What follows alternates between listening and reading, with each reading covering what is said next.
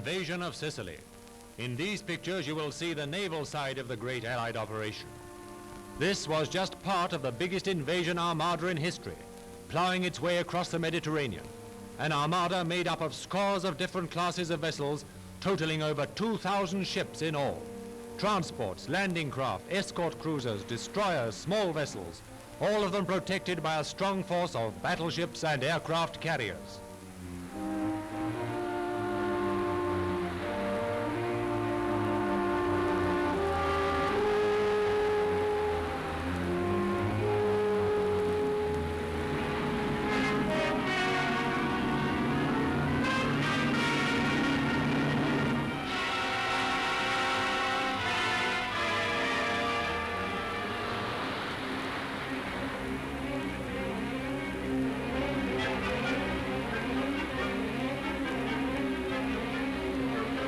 The island of Sambra, near the northeasterly tip of Tunisia.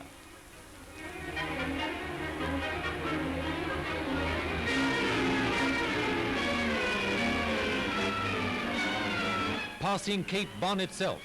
Only a short time ago, 250,000 of the enemy surrendered not far from here. At last, after weeks of painstaking planning, the invasion is on, the first leg of the advance into occupied Europe. A destroyer comes alongside to transfer a military expert who's been brought out with urgent information. He's slung across while the ships steam their course at speed. A nice piece of work, but I dare say he was glad when it was over.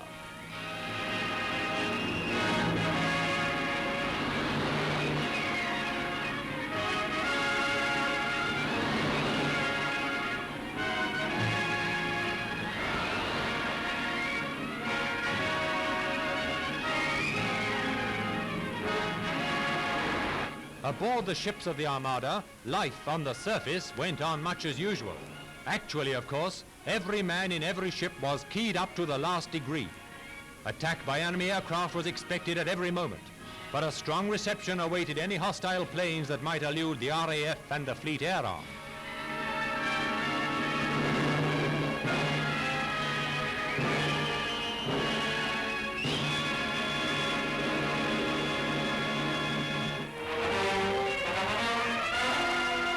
All was going well. Then, suddenly, in a matter of a few hours, the wind rose to gale force. To the big ships it mattered little, but it was another thing for the smaller vessels and the landing craft if this weather kept up. After weeks of the most meticulous calculations, and it's hard to imagine the extraordinary amount of detail involved in such an operation as this, was it all to go for nothing simply owing to a freak of weather? How were the men to get ashore in such a swell and in such a wind? Hope and gloom alternated in the mind of every man there.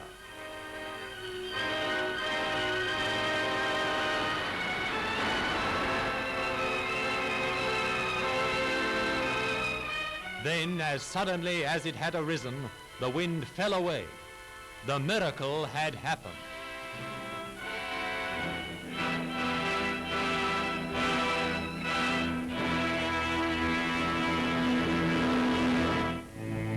Meanwhile, on the shores of the North African mainland, there were scenes of intense activity. After months of arduous training, British and American paratroops were to have their baptism of fire. Whole fleets of aircraft stood ready to carry their tough passengers to where they'd do the most damage, behind the enemy lines in Sicily. There they would destroy bridges, power stations, defense points, eventually linking up with the Allied forces landed from the Great Armada.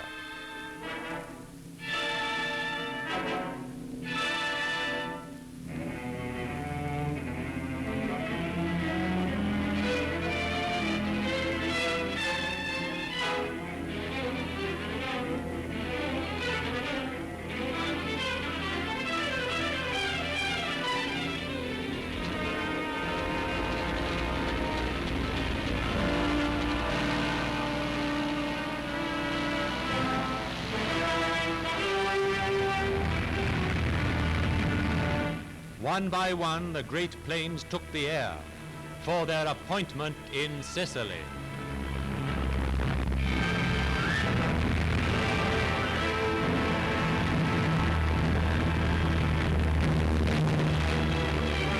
far below, there opened a thunderous duel between the great guns of the Allied warships and the Axis coast defenses.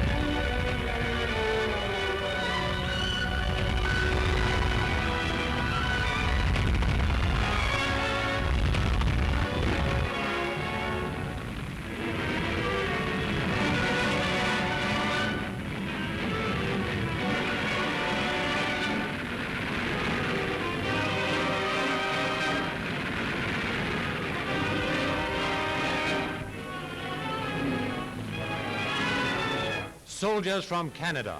Years of intensive training and patient waiting now reached a climax. Now they were in the spearhead of this invasion of Axis territory.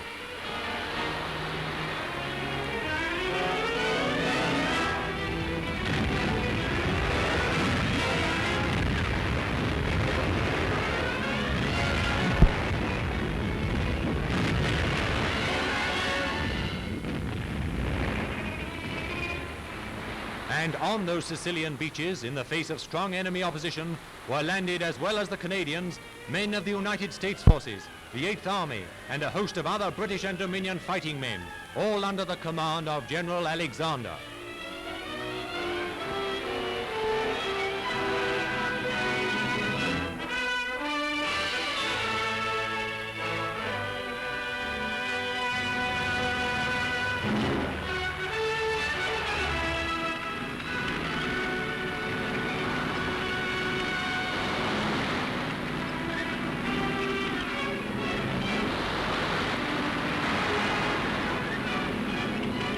While some men waded ashore, others had the pleasure of landing in ducks.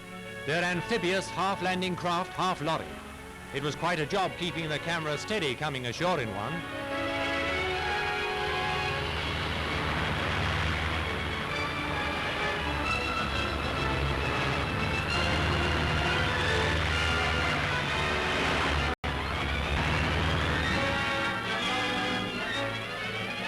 Thus, the Allied invasion operations began from the beaches of the Axis Sicilian stronghold. Operations which are now nearing completion, which resulted in the downfall of Benito Mussolini, and which will go forward until Italy and then Germany lay down their arms with unconditional surrender.